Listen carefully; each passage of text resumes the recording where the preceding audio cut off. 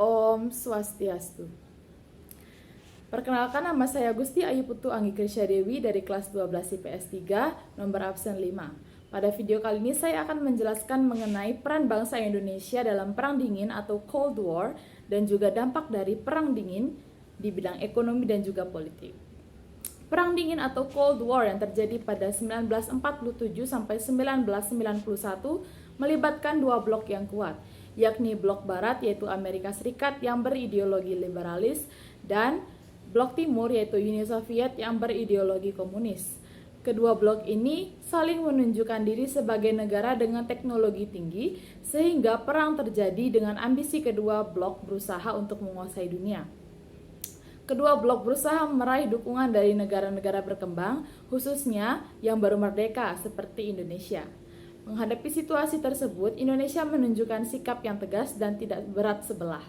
Untuk meredakan Perang Dingin yang telah menyebar hingga ke Asia, Indonesia melakukan beberapa upaya, seperti yang pertama menjadi pelopor GNB atau Gerakan Non-Blok untuk menjaga netralitas negara-negara dunia ketiga pada masa Perang Dingin. Yang kedua menjadi tuan rumah Konferensi Asia Afrika atau KAA yang dilakukan di Bandung pada 1955 untuk membendung pengaruh blok barat dan blok timur di negara-negara kawasan Asia dan Afrika.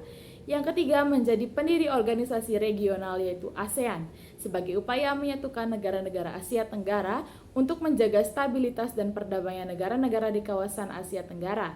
Yang keempat, pengiriman pasukan Garuda yang terdiri dari Tentara Nasional Indonesia atau TNI yang ditugaskan sebagai pasukan perdamaian di negara lain. Meluasnya peperangan yang melibatkan blok barat dan juga blok timur dan sekutu-sekutunya tentu memiliki dampak bagi dunia termasuk Indonesia.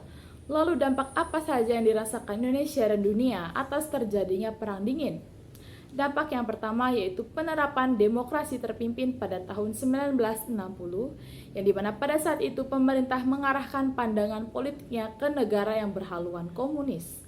Dampak yang kedua, kebijakan ekonomi Indonesia cenderung terlihat mengarah pada kolonialisme dan juga imperialisme.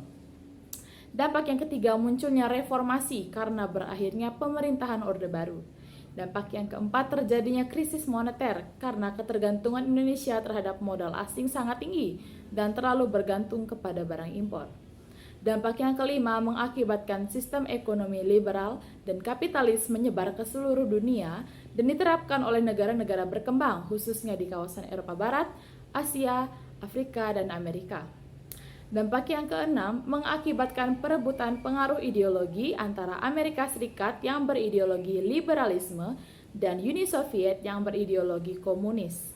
Amerika Serikat dan Uni Soviet sama-sama berambisi untuk menyebarluaskan pengaruhnya ke negara-negara dunia ketiga atau negara-negara berkembang yang baru merdeka.